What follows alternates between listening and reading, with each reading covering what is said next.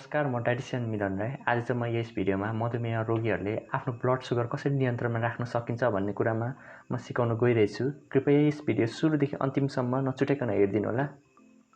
सर्वप्रथम मधुमेह रोग लागेपछि निको भएर जाँदैन, तर आफ्नो जीवनशैली मिलाउन सकियो भने सामान्य व्यक्ति जस्तै आफ्नो जीवन बिताउन सकिन्छ। जसको लागि जीवनशैली मिलाउनलाई चाहिँ 5 कुरामा ध्यान दिनुपर्ने हुन्छ।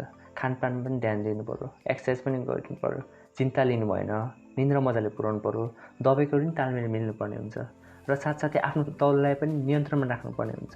शरीरमा जति धेरै बोसो भयो उति नै सुगर नियन्त्रण गर्नु गाह्रो हुन्छ। हाम्रो शरीरमा इन्सुलिन नामक हर्मोन हुन्छ, जसको काम हामीले खाएको खानेकुराबाट बन्ने सुगरलाई कोषमा छिराउने, शक्तिमा परिणत गर्ने। टाइप 1 डायबेटिक्स बिरामीहरूलाई चाहिँ कस्तो हुन्छ भने उनीहरूको शरीरमा चाहिँ इन्सुलिन नामक हर्मोनै उत्पादन हुँदैन, जसले गर्दा उनीहरूलाई इन्सुलिन सप्लिमेन्ट नै दिनुपर्ने हुन्छ। तर टाइप 2 डायबेटिक्स भएको बिरामीको चाहिँ इन्सुलिन पैदा भए पनि मजाले काम गर्दैन, जसले गर्दा खाएको कुरो शक्तिमा गइँदैन, कोषभित्र छिर्दैन। कहाँ गयो त? रगतमै जम्मा भयो। रगत त बग्ने कुरा, त्यो रगतहरू आँखामा, मृगौलामा, मुटुमा जाने हुन्छ। लामो समयसम्म सुगर बोकेको रगत ती अङ्गतिर बग्दाखेरि त्यो अङ्गहरू हानि गरिदिने हुन्छ। अझ सुगर र प्रेसर भएको बिरामीलाई चाहिँ निकै नै ज्यादा सम्भावना हुन्छ अङ्ग बिग्रिने। हामीले खानेकुरा खायौँ भने ब्लड सुगर बढ्छ। एक्सर्साइज गऱ्यौँ, हिँडुल गरिदिउँ, फुर्ती रह्यौँ भने ब्लड सुगर घट्छ। टेन्सन लियौँ, स्ट्रेस लियौँ, निन्द्रा पुगेन भने फेरि सुगर बढ्दिने हुन्छ। सुगर रोगीले चाहिँ भरे भोक लाग्छ भनेर टन्न खानु मिलेन, भोक लागेर खौला गर्नु पनि मिलेन। थोरै थोरै पटक पटक खानुपर्ने हुन्छ। दिनमा कम्तीमा 4 पटक जति खानुपर्ने हुन्छ। भरे भोक लाग्छ भनेर टन्न खायौँ भने सुगर आकाशिन्छ। लामो ग्यापमा फेरि सुगर लो पनि हुन्छ, बेहोस पनि भइन्छ। फेरि भोक धेरै लागेको हुन्छ, फेरि टन्न रुच्छ, जसले गर्दा फेरि सुगर आकाशिन्छ। भोक लागेमा चाँडो खाने, तर भरे भोक लाग्छ भनेर टन्न नखाने। हामीले जे खाए पनि अन्त्यमा बन्ने सुगर नै हो। पानी मात्र हो हाम्रो शरीरमा सुगर नबढाउने। तर पनि कुनै खानेकुराले ज्यादा सुगर बढाउँछ, कुनै खानेकुराले कम बढाउँछ। ज्यादा सुगर बढाउनेमा कार्बोहाइड्रेट नामको अन्न समूह पर्छ, जसमा मकै, जौँ, ढिँडो, च्याख्ला, मैदाले बनेको परिकार, आँटाले बनेको परिकारहरू पर्दछन्। प्रोटिनको स्रोत जस्तै अन्डा, माछा, मासु, गेडागुडीले पनि सुगर बढाउँछ, तर कार्बोहाइड्रेटभन्दा कम बढाउँछ। कम बढाउँछ भने त्यो कुरा पनि टन्न खानु भएन, त्यो पनि ठिक्कले खानुपर्ने हुन्छ। हाम्रो शरीरमा चाहिँ सागसब्जी, सलादहरूले चाहिँ एकदम राम्रो गर्ने हुन्छ। सागसब्जीमा भएको खनिज पदार्थ, भिटामिन, फाइबरले गर्दाखेरि चाहिँ हामीलाई कब्जियत हुन दिँदैन, कोलेस्ट्रोल घटाउँछ, सुगर नियन्त्रण गर्नु मद्दत पुर्याउँछ। आलु, पिँडालु, तरुललाई चाहिँ हामीले तरकारीको रूपमा लिनु पाउँदैनौँ, किनकि त्यसमा पनि कार्बोहाइड्रेट हुन्छ। यदि आलु पिँडालु खानु मन लाग्यो भने भातको सट्टा आलु पिँडालु खानुपर्ने हुन्छ, जसले गर्दा ब्यालेन्स हुन्छ, सन्तुलित हुन्छ सुगर रोगीको भोजन। अन्नमा पनि नराम्रो मैदाले बनेको परिकार, मैदाले बनेको मोमो, चाउमिन, बिस्कुट, चौचौ, पुडी, सेल, पकौडा। किन भन्दाखेरि मैदामा खस्रोपन हुँदैन, चिल्लो हुन्छ, जसले गर्दा खाइन्छ, पचाउन टाइम लाग्दैन, छिटो रगतमा सुगर बढाइन्छ। हामीले खानाको दोब्बर सागसब्जी खानुपर्ने हुन्छ, सागसब्जीले अगाउनुपर्ने हुन्छ। दोब्बर नसक्यो भने खाना बराबर सागसब्जी राख्नुपर्ने हुन्छ।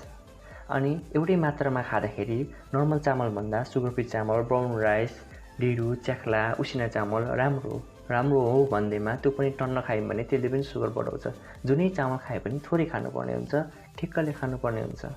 अनि हामीले दाल खाँदाखेरि छटपट खोस्टावाला खाँदा राम्रो, गेडागुडी खाँदाखेरि टुसा उमरेको राम्रो हुन्छ।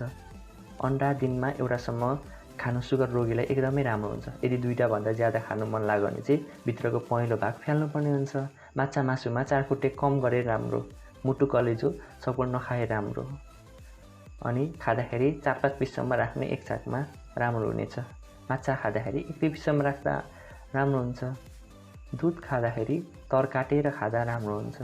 1 पावा दुध एकैचोटि भन्दा पनि 1 पावा दुधलाई आधा गरेर 2 टाइम खानु एकदमै बेटर हुन्छ। मधुमेह रोगीहरूलाई चाहिँ अरू रोगले पनि च्याप्ने सक्ने सम्भावना ज्यादा हो भएकाले केही कुरामा अझ ध्यान दिनुपर्ने हुन्छ।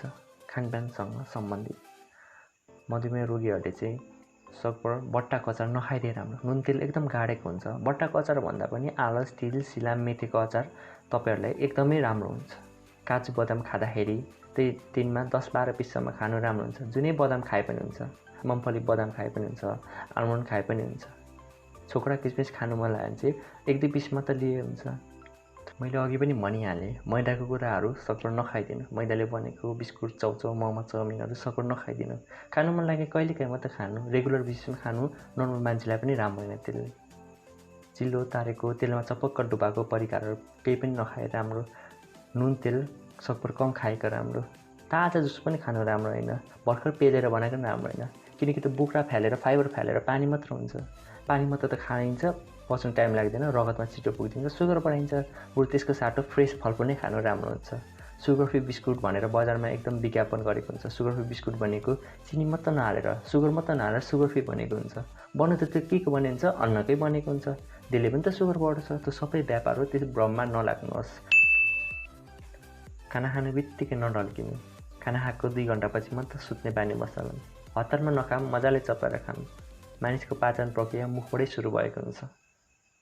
हिडुल गरिराख्नु दिनभरि पनि, सकभर बसिरहनुभन्दा पनि अलिअलि हिडुल गरिराख्दा राम्रो हुन्छ। कसरत गर्नु, दिनमा कम्तीमा 30 देखि 45 मिनटसम्म दिनमा एक्सर्साइज गरेर राम्रो। सास फुल्ने गरेको एक्सर्साइज, नाच्दा पनि हुन्छ, अलिअलि हिँड्दा पनि हुन्छ। पानी प्रशस्त मात्रामा पिउने बानी बसालौँ। फलफुलले पनि सुगर बढाउन हुँदाखेरि एकैचोटि टन्न फलफुल खाने बानी नबसालौँ। एकचोटिमा एउटा फलफुल खाने बानी बसालौँ। यदि 2टा फलफुल खानु मन लागेमा 2 टाइम गरेर खानु होला। सुगर रोगीहरूलाई बिचमा भोक लागेमा कागती पानी, सलाद, किकिङ निकालेको पातलो मही, ग्रिन टी खान सक्नुहुन्छ। हजुरहरूलाई यो भिडियो कस्तो लाग्यो कृपया प्रतिक्रिया दिनुहोला।